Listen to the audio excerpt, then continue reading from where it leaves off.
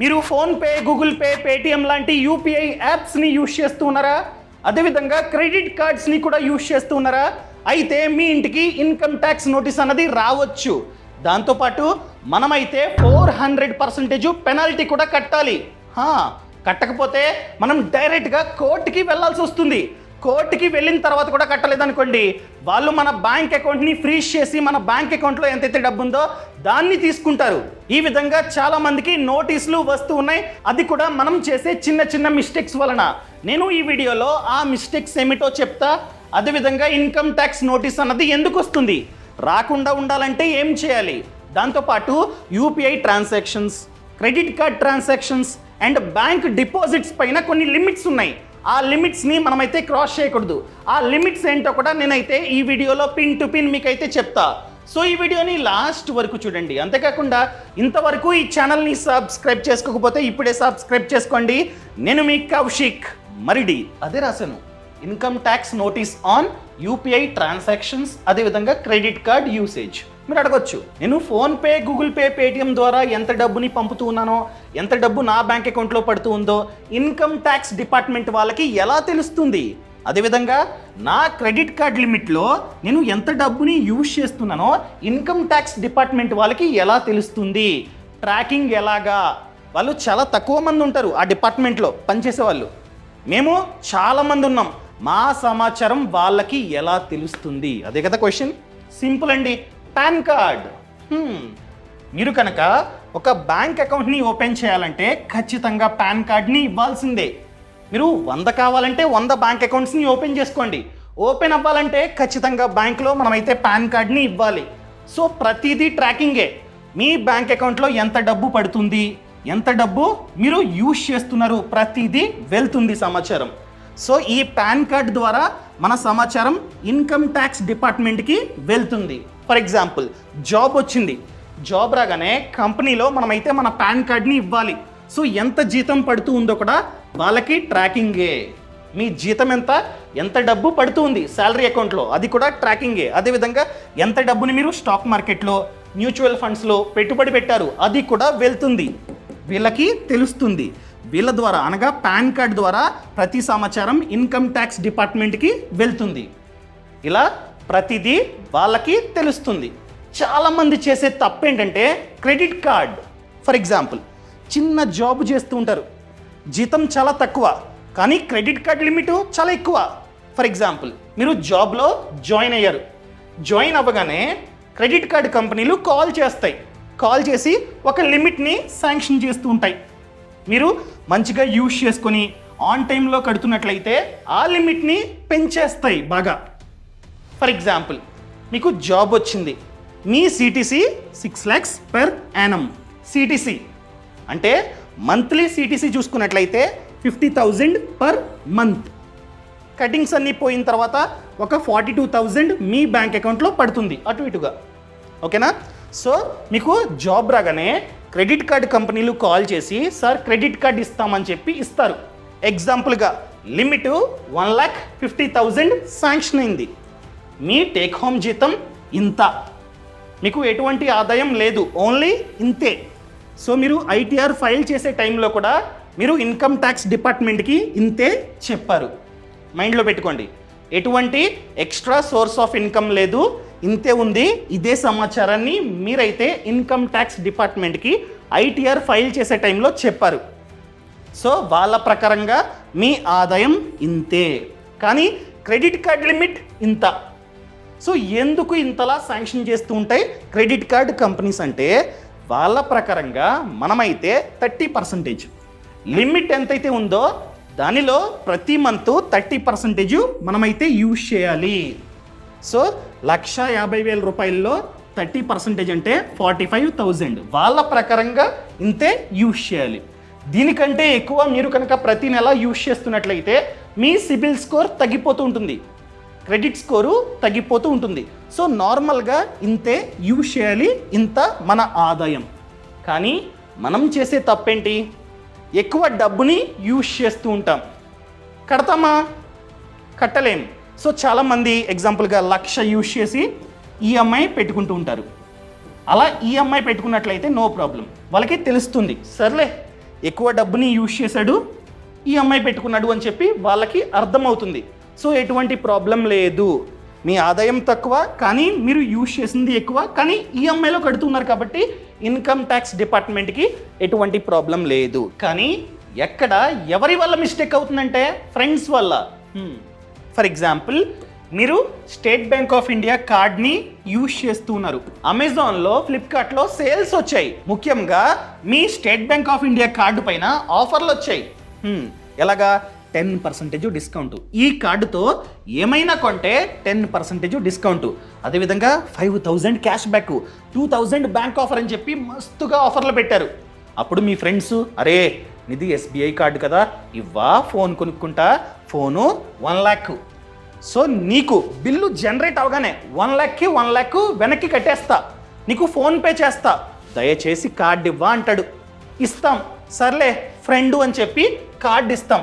వాడు 1 lakh use చేసుకుంటాడు. So bill generate అవ్వగానే 30 daysలో మన డబ్బుని మనకి వెనక్కి కట్టేస్తాడు. ఎలాగా? ఫోన్పే చేస్తాడు ఎగ్జాంపుల్గా. ఓకేనా? చేస్తే ఇన్కమ్ ట్యాక్స్ డిపార్ట్మెంట్ వాళ్ళకి తెలుస్తుంది. ఎలాగా?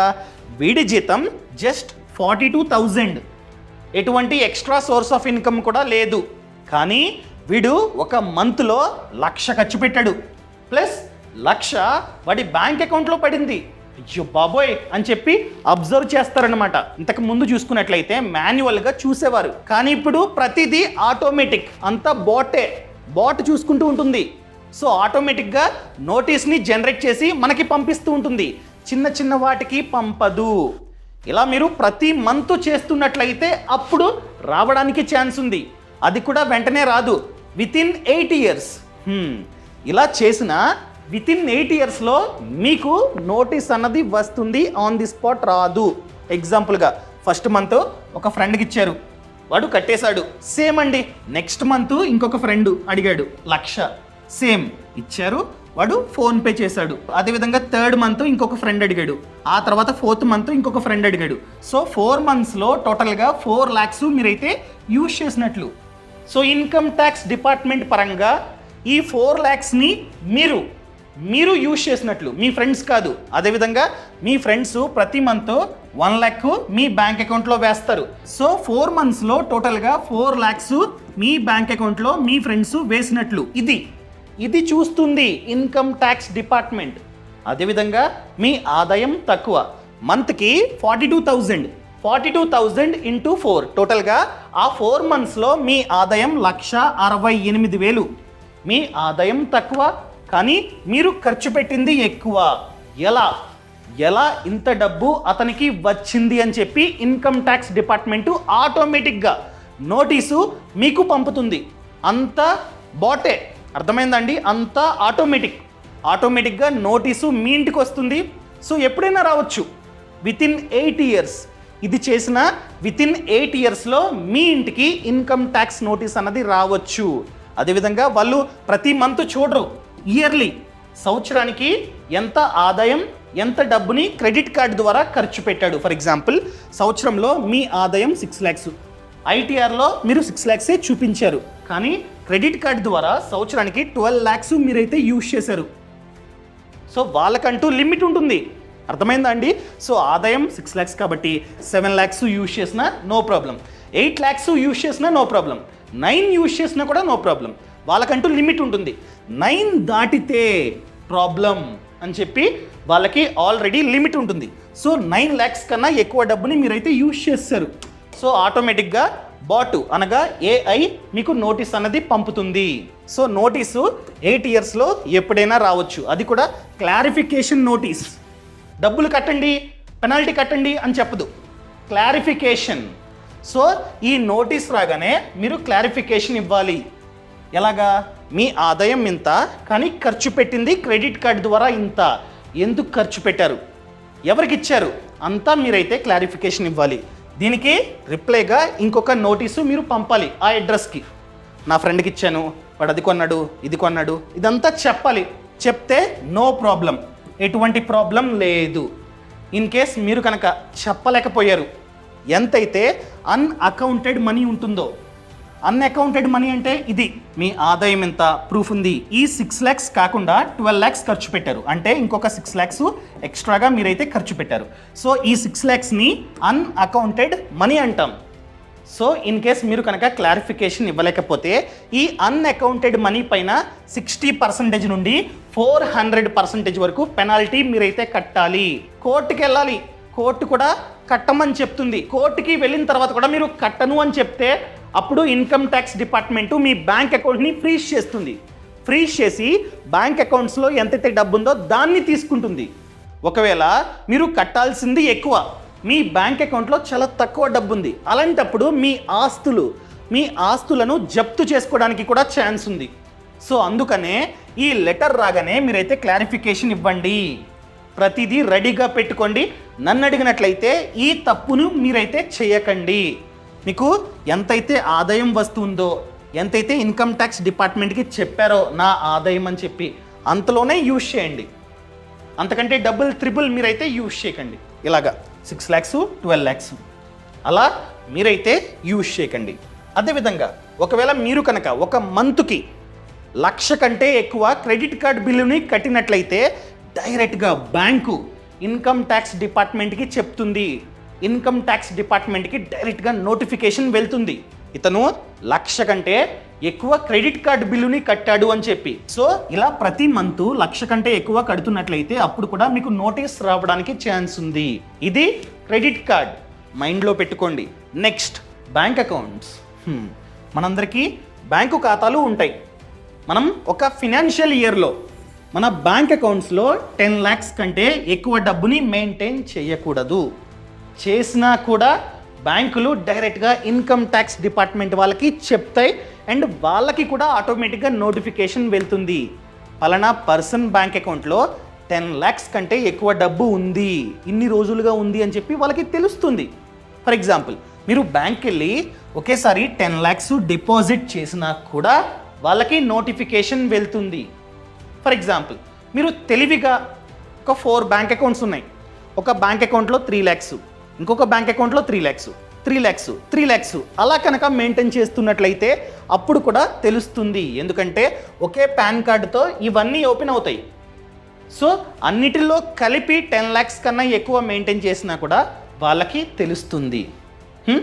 అదేవిధంగా మీరు ఒకేసారి డిపాజిట్ చేయకుండా ఒకసారి 5 lakhs, ఒకసారి 3 lakhs, ఒకసారి 2 lakhs, ఇంకొకసారి మళ్ళీ 3 lakhs ఆ విధంగా డిపాజిట్ చేసినా కూడా ఓవరాల్గా కలిపితే 10 lakhs కన్నా ఎక్కువ ఉంటుంది కాబట్టి అప్పుడు కూడా వాళ్ళకి తెలుస్తుంది. అండ్ 10 lakhs కంటే ఎక్కువ డబ్బుని ఒకేసారి విత్డ్రా కూడా చేయకూడదు. ఫర్ ఎగ్జాంపుల్ మీరు బ్యాంక్ వెళ్ళి ట్రై చేయండి, 10 lakhs కావాలి లేకపోతే 12 lakhs కావాలి అని చెప్పండి, అడుగుతారు ఎందుకు అని చెప్పి. సో ఖచ్చితంగా ఒక క్లారిఫికేషన్ లెటర్ని మనమైతే రాసి ఇవ్వాలి. దీనికి ఖర్చు పెడతా, పెళ్ళి ఉంది లేకపోతే అది ఉంది ఇది ఉంది, క్యాష్లో నేనైతే డబ్బు ఇవ్వాలి అని చెప్పి మీరైతే ఒక క్లారిఫికేషన్ లెటర్ని రాసి బ్యాంకుకి ఇవ్వాలి. ఒకవేళ మీది కనుక కరెంట్ అకౌంట్ అయితే మీరు 50 lakhs వరకు డబ్బుని దాచుకోవచ్చు, 50 lakhs వరకు డబ్బుని డిపాజిట్ చేసుకోవచ్చు. 50 lakhs కన్నా ఎక్కువ డబ్బుని డిపాజిట్ చేస్తే అప్పుడు నోటిఫికేషన్ వెళ్తుంది ఇన్కమ్ ట్యాక్స్ డిపార్ట్మెంట్ వాళ్ళకి. ఇలా మెయింటైన్ చేస్తూ ఉన్నారు. అసలు 10 lakhs కదా, 20 lakhs, 30 lakhs, కోటి ఈ విధంగా మెయింటైన్ చేశారు. అలాంటప్పుడు మీకు నోటిఫికేషన్ వస్తుంది పక్క. 8 yearsలో ఎప్పుడైనా రావచ్చు, అది కూడా క్లారిఫికేషన్ నోటీస్. మీరైతే క్లారిఫికేషన్ ఇవ్వాలి. ఈ ₹1,00,00,000 ఎక్కడివి, ఎలా వచ్చాయి, ప్రూఫ్ ఏంటి, ఇదంతా మనమైతే చెప్పాలి. అర్థమైందండి? సో ఇలా కూడా వాళ్ళకి తెలుస్తుంది. ఆల్రెడీ చెప్పా 10 lakhs కంటే ఎక్కువ డబ్బుని విత్డ్రా చేయకూడదు. బయట ట్రై చేయండి ఎక్కడన్నా. ఫర్ ఎగ్జాంపుల్ బైకు లేదా కారు 2 lakhs కంటే ఎక్కువ క్యాష్ ఇవ్వండి, కార్ కొనడానికి తీసుకుంటారా? తీసుకోరు. సో దేనికైనా సరే 2 lakhs స్పెండింగ్. 2 lakhs కన్నా ఎక్కువ డబ్బుని వాళ్ళు తీసుకోవాలంటే బ్యాంకే. ట్రై చేయండి, తీసుకోరు. అర్థమైందా అండి? ఎందుకంటే ఇదంతా ట్రాకింగే, వాళ్ళకి మనకి అంతా ట్రాకింగే. సో ఇదన్నమాట. ఇంకా నెక్స్ట్ మనం రెగ్యులర్గా యూజ్ చేసేది main thing UPI transactions. For example మీ జీతం సిటీసీ, నేను చెప్తుంది సిటీసీ ఒక 6 lakhs పర్ యానం అంటే మంత్కి సిటీసీ 50,000. సో కటింగ్స్ అన్నీ పోయిన తర్వాత 42,000 వస్తుంది అనుకుందాం. ఇంతే చెప్పారు మీరు. ఎవరికి? ఐటీఆర్ టైంలో ఇన్కమ్ ట్యాక్స్ డిపార్ట్మెంట్ వాళ్ళకి ఇంతే చెప్పారు. కానీ మీకు ఎక్స్ట్రా సోర్స్ ఆఫ్ ఇన్కమ్స్ ఉన్నాయి. ఎలాంటివి అది చెప్పలే. రెంటల్ ఇన్కమ్ ఉంది, బిజినెస్ ఉంది, చెప్పారా? చెప్పలే. దాంతోపాటు ప్యాసివ్ ఇన్కమ్, ఫర్ ఎగ్జాంపుల్ మీరు జాబ్ చేస్తూనే యూట్యూబ్ చేస్తూ ఉంటారు, డబ్బు వస్తూ ఉంటుంది, ప్రతి నెల పడుతూ ఉంటుంది. ఇన్స్టాగ్రామ్ పేజ్ ఉంది, పెయిడ్ ప్రమోషన్స్ చేస్తూ ఉంటారు, డబ్బు వస్తూ ఉంటుంది. కానీ ఇన్కమ్ ట్యాక్స్ డిపార్ట్మెంట్ వాళ్ళకి ఐటీ రిటర్న్స్ టైంలో చెప్పలేదు. లాస్ట్ ఇయర్ చెప్పలేదు, ఈ ఇయర్ కూడా చెప్పే ఉద్దేశం లేదు మీకు అనుకుందాం. అదేవిధంగా అగ్రికల్చరల్ ఇన్కమ్, దీనికి ఎటువంటి ట్యాక్స్ కట్టాల్సిన అవసరం లేదు. కానీ మనమైతే ఐటీఆర్ టైంలో చూపించాలి అగ్రికల్చర్ ద్వారా ఇంత డబ్బు వస్తుంది అని చెప్పి. బట్ మీరు ఎటువంటి ఆదాయాన్ని కూడా చూపించలేదు, ఓన్లీ శాలరీ ఇన్కమ్ అని చెప్పి మీరైతే ఇంత డబ్బు వస్తున్నట్లు చూపించారు. కానీ మీకు వేరే విధాలుగా డబ్బు వస్తుంది కాబట్టి ఎక్కువ ట్రాన్సాక్షన్స్, ముఖ్యంగా యూపీఐ ట్రాన్సాక్షన్లో మనమైతే చేస్తూ ఉంటాం. ఎగ్జాంపుల్గా మంత్లీ యూపీఐ ట్రాన్సాక్షన్లో మీరు 40,000, 50,000, 60,000 ఆ విధంగా చేస్తున్నట్లయితే ఇన్కమ్ ట్యాక్స్ డిపార్ట్మెంట్ వాళ్ళకి ఎటువంటి ప్రాబ్లం లేదు. సర్లే ఇతనికి ఇంత జీతం, ఇంత డబ్బుని యూజ్ చేస్తున్నాడు, సర్లే అనుకుంటారు. అదే ఇలా కాకుండా మీరు ప్రతి మంతు 1,00,000 లేకపోతే 1,50,000 ఈ విధంగా చేస్తున్నట్లయితే ప్రాబ్లం. ఎందుకంటే వాళ్ళు చూస్తారు, వీడు చూపించింది ఇంత, వీడికి వస్తుంది ఇంత, కానీ వీడు ఖర్చు పెడుతుంది ఇంత, ఎటువంటి సంబంధం లేదు.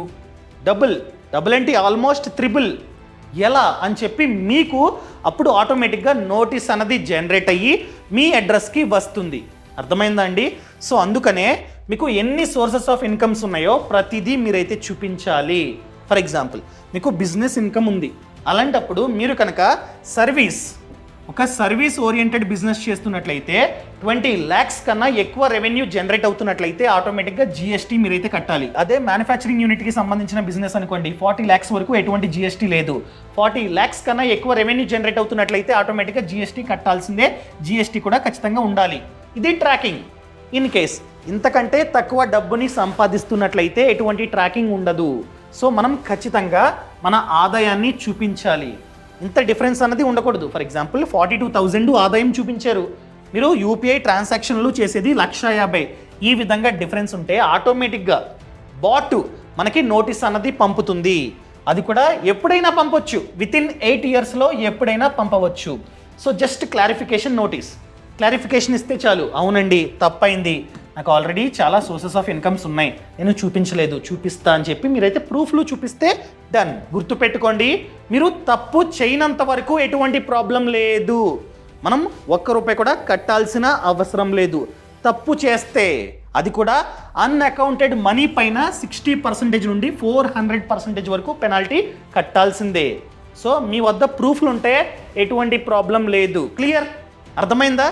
సో సమాచారం నచ్చితే, నా ఎఫర్ట్స్ మీకు నచ్చితే దయచేసి కామెంట్లో చెప్పండి. ప్రతి కామెంట్ని నేనైతే చూస్తా, మీ కామెంట్ కోసం నేను ఎదురు చూస్తుంటా. దయచేసి కామెంట్లో చెప్పండి. అండ్ ఇంతవరకు లైక్ అన్నది చేయకపోతే దయచేసి లైక్ చేయండి, అండ్ మీ ఫ్రెండ్స్కి, ఫ్యామిలీకి షేర్ చేయండి. అండ్ మెయిన్ థింగ్ అండి, ఫ్రీడమ్ యాప్లో చూసుకున్నట్లయితే 1000 కంటే ఎక్కువ కోర్సెస్ ఉన్నాయి about business, farming and finance. For example మీరు ఫినాన్స్ గురించి నేర్చుకుందాం అనుకుంటున్నారు, ఫ్రీడమ్ యాప్లో కోర్స్ ఉంది. For example home loan, car loan, insurance, savings, అదేవిధంగా పిఎంఈజీపీ, ముద్రా లోన్, దాంతోపాటు స్టాక్ మార్కెట్, మ్యూచువల్ ఫండ్స్, ప్రతి కోర్సు ఉంది. సో ఇప్పుడే ఫ్రీడమ్ యాప్ని డౌన్లోడ్ చేసుకోండి. అదేవిధంగా బిజినెస్, ఎవరైతే బిజినెస్లో సక్సెస్ అయ్యారో వాళ్ళు మనకి ఆ బిజినెస్లో ఎలా సక్సెస్ అవ్వాలో చెప్తారు. మీరు ఒక వ్యాపారాన్ని స్టార్ట్ చేద్దాం అనుకుంటున్నారు, ప్రతి వ్యాపారం గురించి ఫ్రీడమ్ యాప్లో కోర్సు ఉందండి. సో ఇప్పుడే ఫ్రీడమ్ యాప్ని డౌన్లోడ్ చేసుకోండి. అదేవిధంగా వ్యవసాయం, స్థలం ఉంది ఖాళీగా, సో ఆ స్థలంలో ఎటువంటి పంట వేస్తే మనకి ఎక్కువ డబ్బు వస్తుంది, ఎవరైతే తక్కువ స్థలంలో ఎక్కువ డబ్బుని సంపాదిస్తున్నారో ఆ రైతన్న మీకు ఎక్స్ప్లెయిన్ చేస్తారనమాట. మీకు డౌట్ వస్తే కాల్ చేసి వాళ్ళతో మాట్లాడవచ్చు. ఆ సదుపాయం కూడా ఫ్రీడమ్ యాప్లో ఉంది. సో ఇప్పుడే ఫ్రీడమ్ యాప్ని డౌన్లోడ్ చేసుకోండి. యాప్ లింక్ అన్నది కింద డిస్క్రిప్షన్లో ఉంది. Thank you so much. Thanks for watching. జై హింద్.